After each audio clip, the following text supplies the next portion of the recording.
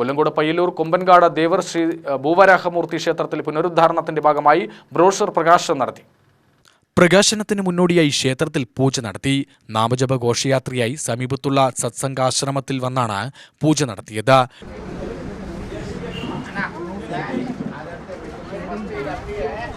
കൃഷ്ണ ഹരേ കൃഷ്ണ കൃഷ്ണ കൃഷ്ണ ഹരേ ഹരേ ഹരേ പറയോ ഹരേ രാമ രാമ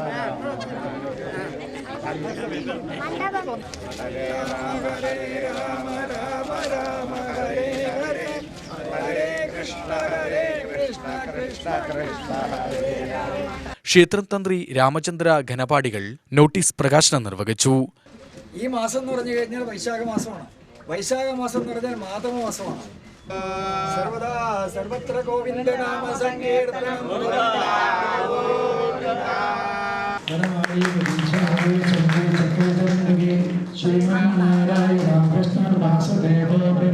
ഹരിമേനോൻ ഏറ്റുവാങ്ങിയ ശേഷം പരിപാടികളെക്കുറിച്ച് വിശദീകരിച്ചു.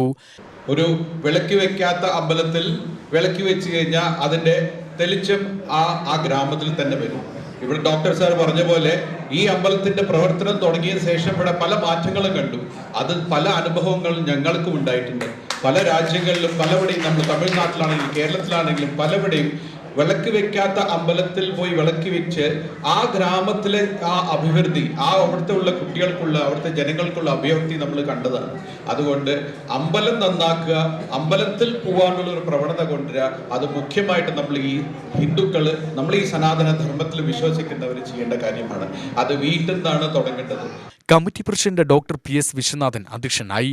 ക്ഷേത്ര കമ്മിറ്റി മുഖ്യ രക്ഷാധികാരി S Surendran, രക്ഷാധികാരികളായ Ramachandra Menon, Ramachandran Nair, Murukadas Kutty, general convener Padmaja Vijayan, vice president Vijayan N Nair എന്നിവർ പ്രസംഗിച്ചു.